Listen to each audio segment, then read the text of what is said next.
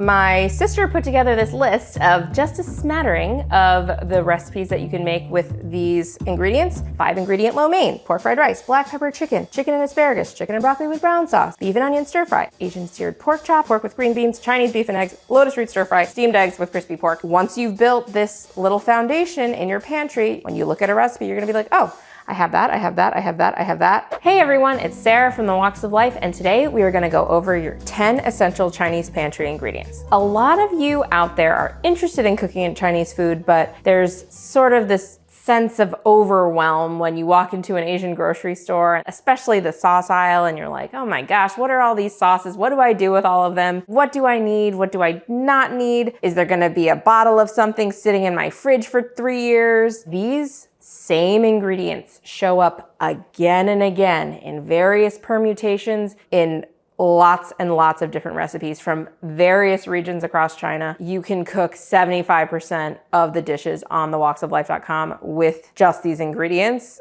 That is the beauty of building out your Chinese pantry. Suddenly this whole world of other recipes and another type of cooking opens up to you, and if you feel like you're in kind of a food rut, this could be just the thing that you need to revamp it. So let's go through each of these ingredients one by one. We'll start with the soy sauce. So in any Chinese pantry, you're gonna have 2 basic soy sauces. You have your Chinese light soy sauce and your Chinese dark soy sauce. Light soy sauce is your all-purpose seasoning sauce. This is the sauce that you're gonna reach for most often. You can use it in marinades, you could use it in dipping sauce, you could use it in braises, you could use it in stir fries, flavoring a wok full of fried rice, flavoring a wok full of noodles. And then dark soy sauce is a little bit sweeter. It has added sugar, and it's also much more viscous, and you're going to use it to add color to dishes. Like for a Shanghai braised pork belly, for example, dark soy sauce is a really important ingredient to get that like really rich, deep amber color. You will sometimes see mushroom flavored dark soy sauce. The mushroom flavor has mushroom extract that gives the soy sauce an extra bit of umami,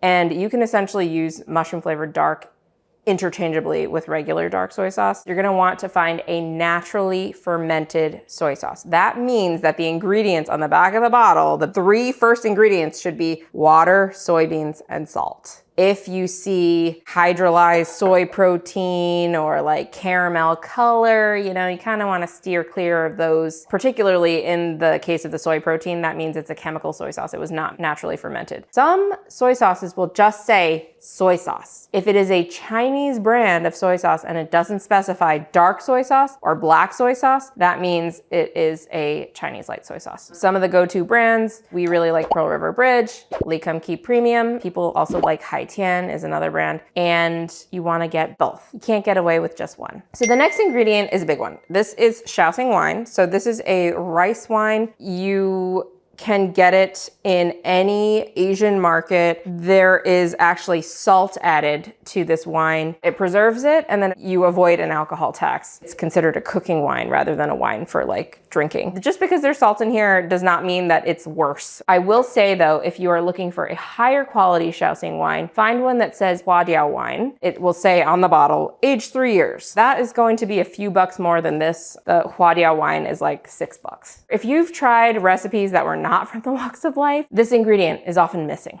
And you might make the recipe and then be like, that doesn't really taste like what I get at a restaurant. There are 2 main reasons. One is wok hei, which, we're gonna do an entire video on that smoky breath of the wok flavor. But the other reason is Shaoxing wine. So this really sort of like gives that like complexity, that aromatic flavor. This shows up in almost every single stir fry that we make. We use it to deglaze the wok. We use it to help sort of generate wok hei as well. When the wok is really, really hot, and then you pour that Shaoxing wine in there and then start stir frying, stir frying, stir frying. This wine is also important for dishes like soy sauce chicken, dumpling fillings. It just really adds a lot of flavor. There is also a clear rice wine that we use a lot more rarely. Usually it's in something like a seafood dish where you don't quite want the heaviness of the flavor of this wine. To be honest, anytime we call for clear rice wine, you could substitute substitute Shaoxing wine in a pinch and it would be totally fine. Shaoxing wine is usually fermented with wheat. So if you are gluten-free,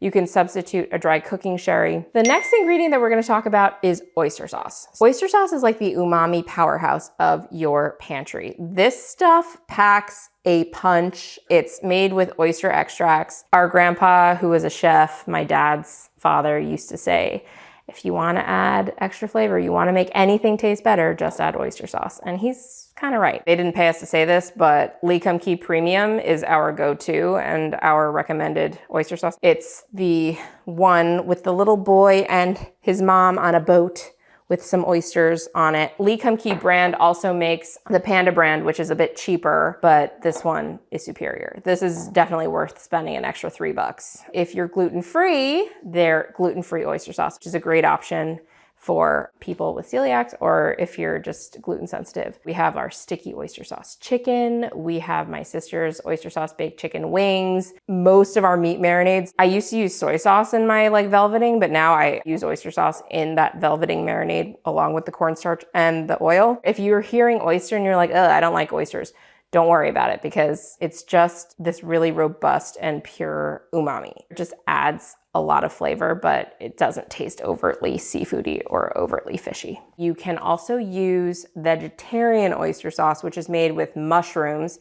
It sort of mimics the oyster sauce in terms of having that really rich umami, but it is totally vegan. I like the Wanjiashan, but you can find other brands as well. So the next ingredient is sesame oil. So this is toasted sesame oil, and you can tell it is toasted because it is this sort of dark amber color. If you were to get untoasted sesame oil, it would be clear. It would look like vegetable oil. The flavor comes out when it is toasted. This ingredient is more of a seasoning. This is not a cooking oil. This is usually added at the end. We use it sparingly because it can overpower a dish very quickly. You want to be careful with it. If you wanted to make like a dressing with it, you totally could. If you wanted it to be really sesame oil forward, but in various stir fries and noodle dishes, rice dishes, braises, everything, a little bit of sesame oil always goes in. Next is white pepper. So in Chinese cooking, you're gonna see white pepper much more often than you would see black pepper. White pepper and black pepper both come from the same plant, but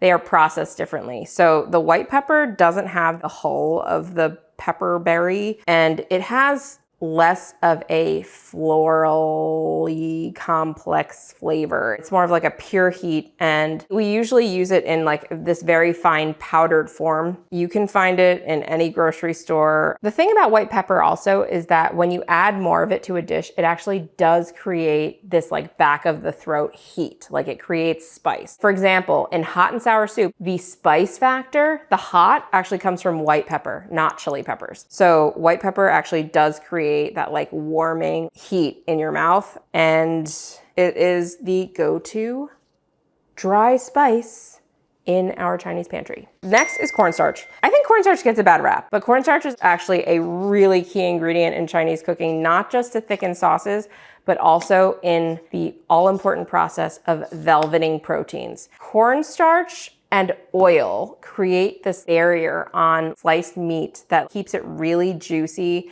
and keeps the meat looking shiny and succulent. If you've ever stir-fried meat and your meat looked kind of dry and sad, that's why. You didn't do the cornstarch and oil marinade on top of it to protect that meat and to keep it really juicy. We use cornstarch as a binder as well. So you might see it in a shumai filling, for example, to like kind of hold that shrimp and pork filling together. You see it also as a slurry. So we'll mix it with water and then pour it into a sauce, and that really thickens that sauce in a stir fry. The other application for cornstarch is to use it as a dredge. So you might see us dredging chicken in it or something like that, that then gets fried, and it creates this really light and crispy texture that's a lot less heavy than flour. And it also clings better to the protein, I think, than flour does. So some examples include my dad's sesame chicken, his salt and pepper shrimp, the banquet style ginger scallion lobster that also has a cornstarch dredge. So we do get some questions about whether a root starch might be better, things like tapioca starch,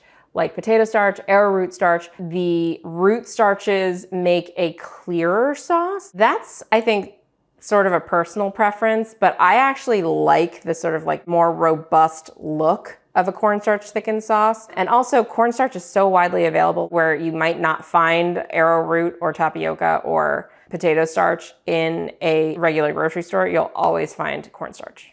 The final 3 pantry essentials are actually fresh items. You may think like, oh, how are these things pantry essentials? Like what, do I always have to keep like a bunch of scallions in my fridge? Because that's just gonna go bad. Been there. The answer is no. So you can actually bring this home, both the ginger and the scallions, and process them and then put them in your freezer. With the scallions, you would just wash it, dry them off really well with like a clean kitchen towel, chop them, and then what I would do is I would cut the white parts separate from the green parts, and I would put them into 2 separate freezer bags. So I would have like a little baggie of chopped scallion whites and a little bag of chopped scallion greens. And anytime one of our recipes says scallions, white and green parts separated, you can grab just like a little handful from your scallion whites bag and a little handful from your greens bag. Those work great in any application where the scallion is not raw. If you're garnishing a soup even, or if you're using it in a stir fry, you can always have fresh scallions on hand. This is my parents' kitchen that we're in right now. We just raided the freezer, and here's my mom's stash of scallions. It's running a little bit low. This is also a great time, like if scallions are on sale or they're in season, or you see the bunches look particularly fresh or big or whatever, you could just buy a few extra and just process a bunch of them to have them ready like this. If you want to be really extra like my sister, you can get like a few bunches of scallions and process them differently. So